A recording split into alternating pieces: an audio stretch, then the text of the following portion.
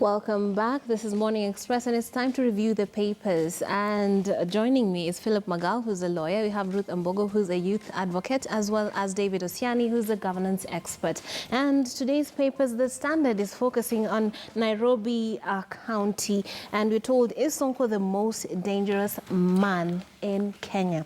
Very interesting subhead there. It says, the bully no one dares touch. He has the money, the guts and energy. He prides in his criminal record. He has threatened rivals, intimidated county workers, and scandalized women leaders. He has a public office but runs a fierce apparel outfit that is a law unto itself.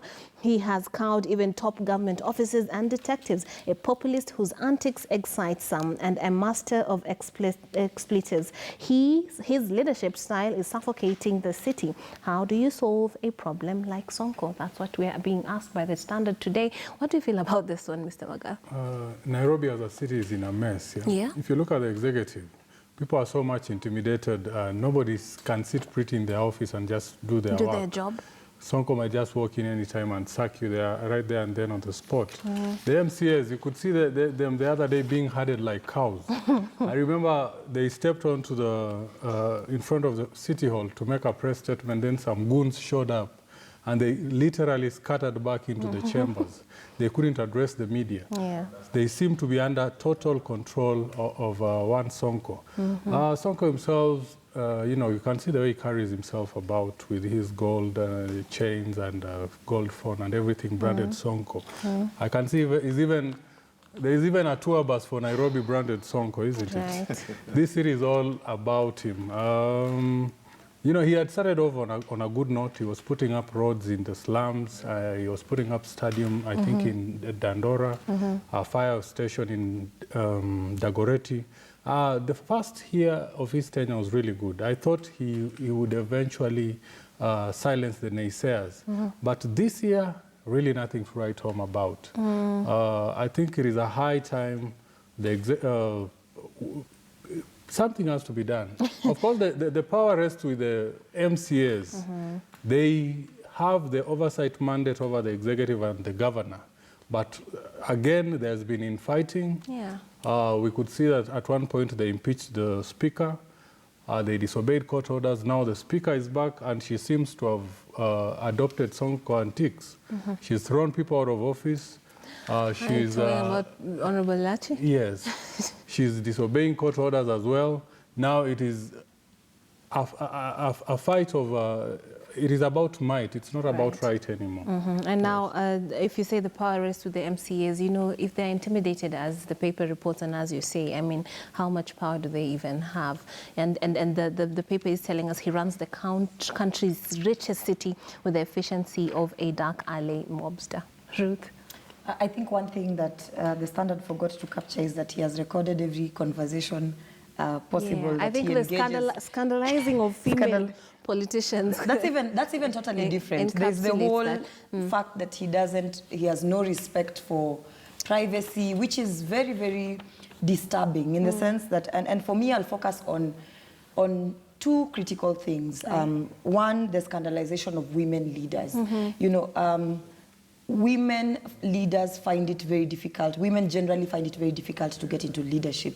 And when you scandalize a woman, you literally finish off their political career. And we've seen quite a number of them going into political oblivion because of engaging with Sonko. And for me, my other concern is the fact that, you know, the leadership and integrity, is there a leadership and integrity commission in Kenya? The leadership and integrity chapter of the Constitution seems to be one of the last chapters to be, I mean, it's one of the chapters we are not keen on implementing as a country. In addition to the two-third gender principle, it's one of the silent components of the Constitution that we have not capitalized on, and yet the purpose of having the leadership and integrity chapter of the Constitution was to sanitize and bring some sanity into our leadership. So, I mean, when a man who is in a leadership position, the position of a governor, goes around, you know, engaging in expletives, abusing people left, right, and center, and yet, you know, one of the components of our leadership and integrity chapter, the core principles is that when you hold an authority, which is basically a trust that has been bestowed upon you by citizens, you're supposed to carry yourself in a manner that brings honor to the office that you hold. Yes. Right now, the kind of example that is being set to the young people is that first and foremost, you can have a criminal record and find ways of buying everybody within the justice system to bypass all the election rules required. I don't know even how he got elected in the first place. Forget about even elected.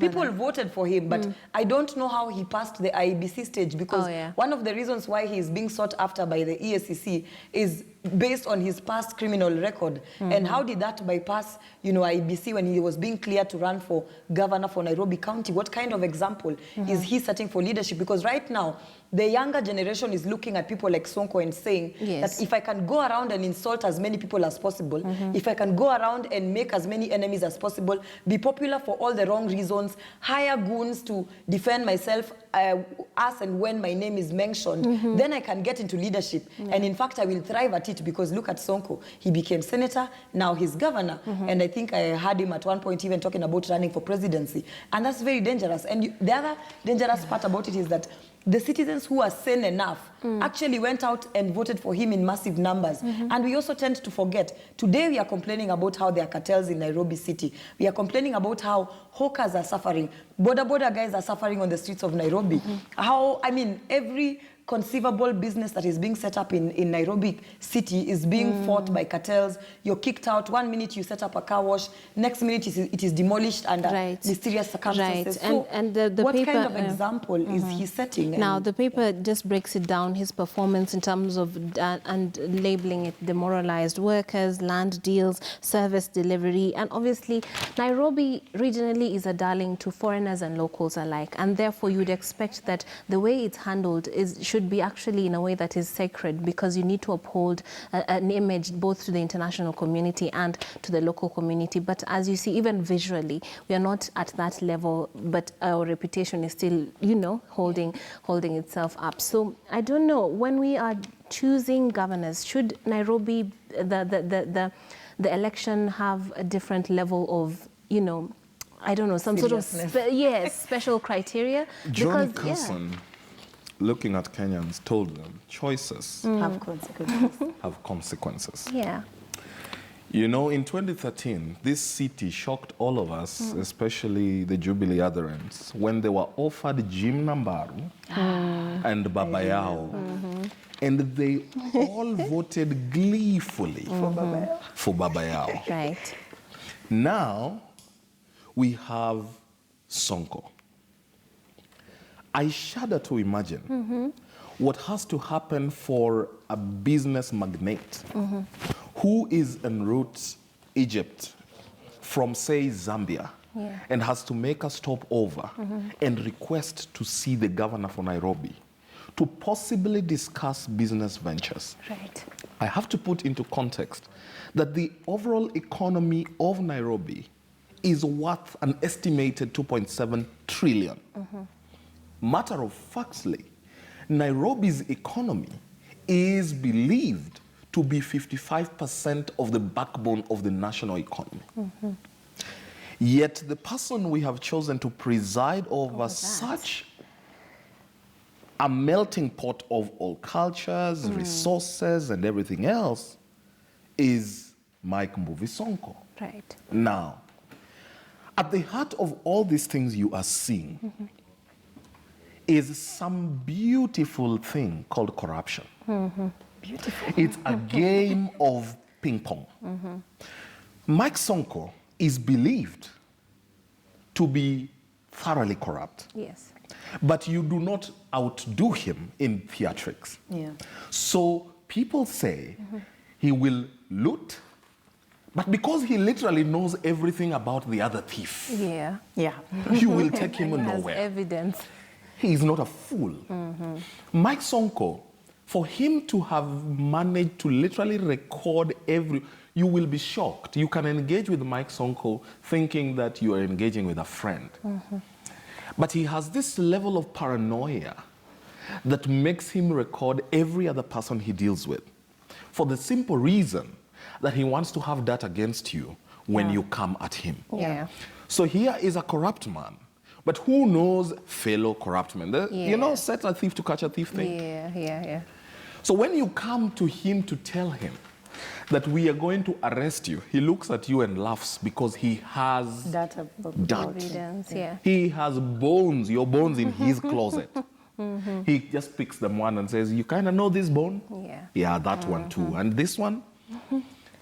But it is such a tragedy. Look at the number of chief officers in office, 11. Yeah. Out of 23 that should be in office, less than half of the number of chief officers that should be in office. Essentially, the county is grinding to a halt. Mike Sonko has precipitated a crisis. He's decided, I'm not having a deputy governor.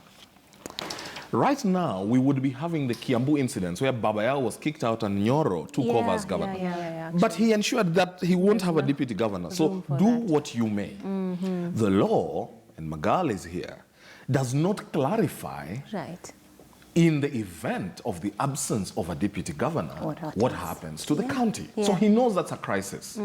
And he is happy to deal with it and to draw you out in a legal battle until you find a solution for that crisis. Because you may hope that Elachi will act as the governor, but the law is the law. It does not state expressly, as it does at the national level, where in the event the president and the deputy are not there, then the speaker of the National Assembly.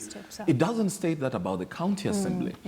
So what we are observing in Nairobi is a choice that Nairobians made. You make your bed, you better get ready to lie. And interestingly, he is still being voted for as the best governor in Kenya. I mean, the other day, I think this is literally yesterday. Who are these voting? Yesterday, there was actually a competition that was now being, the winners were being crowned. I don't know if it's Mzalendo or what was it. But there was a list of top governors in the country. And he was nominated alongside Kivutha Kibwana, Hassan Joho, and himself. But you see, and people, and this is the interesting part, because it is the people who actually vote for him to become the best governor for Nairobi. The other day, he was also appointed, I don't know, goodwill ambassador. And you look at yourself and you ask, are we enabling this kind of evil when you walk into Nairobi city and there's a lot of crime, when you walk into Nairobi city, when you yourself, when your own business is being shut down because of illegalities and cartels coming down to shut your business, and yet when a vote comes out, a link comes out, you still vote for Sonko, I mean, then you are the problem. It's best based on what? Entertaining the masses or delivery? To confuse the issues if you look at Sonko in isolation. Sonko is a product of our system, our political system. If you look at the party nominations and how they are conducted, I don't think ODM is any better than Jubilee. The results of who gets the ticket really is who is the most corrupt, who is the most violent of the persons to get, and such is the person that is given a ticket. Most intriguing. And if again you look at democracy itself, democracy has inbuilt self-destruct mechanism, and I can't emphasize this enough. You cannot give everybody the power of the vote when people don't appreciate it.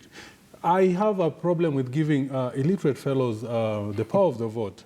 I have a problem with giving people who don't pay tax the power of the vote. Because at the end of the day, when these people go queue, they don't consider such issues as the roads, water, sanitation, school and education system. Look at the MCAs in Nairobi County. Look at the way they carry themselves about. They are the alternative to Sonko. If in a properly functioning system, it should be such that should Sonko exit office, it should be for one of the MCAs to take over. You can see the caliber of leaders in Nairobi County, and all these are people who've been elected by the residents of Nairobi. Sonko himself is a representative of the everyday, the ordinary youth in the streets of Nairobi. He's no different, only that he's made it. People in this city cherish criminals who, over time, amassed wealth, who walk about with goons. The seeming underdog. He is, and I keep telling people this, Sonko is the archetypical Nairobian from Eastlands. And there is no day we are going to remove these people from power unless we tinker our electoral system. we will get rid of Sonko, we will go to elections, and believe me, it's not Igade who will be elected, it's not Jim Nambaru who will be elected. Yeah. We would be lucky if we get somebody better than Sonko. Most highly likely we'll get another Sonko worse off. But having said all that, you know, you cannot take it all away from Sonko all the same. He's done some really good jobs in the informal settlements in town. Based on his understanding of the local needs, yes. And these people are bound to vote him in yet again. And I'm not surprised when my colleague here says that he was ranked as one of the best performing. If you go to Dandora, he's paved the roads. If you go to Kawangware, he's doing the same. If you go to Mkuru Kwanjenga, and we can see his philanthropic side as well. The other day, he traveled with a whole caravan of trucks from Nairobi to my home area to dish food. And it was really, you know, it was so substantive in that he was giving people Lucozade, he was giving people canned beans, he was giving people unga ngano. You know, when other people go down there and just dish out yellow maize and other aflatoxin-infested food stuff. I want to be surprised if Sonko stood for presidency and won. He was given the post. I started by saying we underestimate Sonko. Yes. Sonko knows how to steal $1 billion and use 10 million to make a show in West Pokot, like he did. But you see, he will also show people that at least I stole and came to share with you. The others but that's what we need to sort out in this country. Yes. We cannot make it all rosy for people who take away from us what would have built us things for, you know, for longevity's sake. Yes. Institutions that would have been built. Hospitals that would have been built lie in their pockets, then they come for 2 days and feed us and we should clap. But I agree that to an extent, Sonko started his tenure very well. In fact, as a person who studies governance issues and with a lot of interest in devolution, I went about studying reports and researches done in various counties, and shockingly, Sonko had outdone a number of people. I do not know what happened midway, where he lost it. And I don't know where this insecurity comes from or his style of leadership. So that everyone is hired and fired. It's populist. You know, I studied something called political psychology of populism. So, and Sonko was a perfect example of a political populist who just plays games with psyches and gets away with it. And true, as Magal said, he may even shock you to run for presidency and shock this good damn world. But what we have to agree is that we deserve better than this. What we have to all agree is that yes, whereas even these professionals, some of them have been just as corrupt as the Sonkos of this world, Nairobi deserves better. And that we have to repudiate the Nairobian voter for having even thought that it was entirely going to be possible. There are capabilities that transcend intellectual capabilities that one must have, and one of them is emotional intelligence. The other must be a sense of decency. He lacks all. See, you cannot have a sense of decency when you're hungry, you know. So those are the things he plays to, you know. We should even, you know, if at all, like they say, Nairobi accounts for 21% of this country's economy. It's probably high time we thought of running it as we do run our blue chip companies. We should have a board of directors that we vote into office and who then pick a CEO to run the city. Such is the system, I think, in Netherlands and Denmark, where you don't have a president, but rather a body of individuals amongst whom leadership rotates. You know, we have to make Nairobi work. We have to make sure we collect the revenue. We have to make sure we plow it back. This city can be made the best city in Africa, and we can generate so much revenue. We thought with devolution, rural-urban migration would end, but it's still there. If you're, I see young people talking out there of having graduated with proper degrees, but toiling in the village. You cannot get a job in the village. Yeah. If you've done architecture, or if you've done actual science, I mean, who will employ you in Turkana? Yeah. You have to come to this city. Yes. We have to make this city conducive for living. We have to improve its standards. We need the tram line, like you are saying. We need proper, what is it called?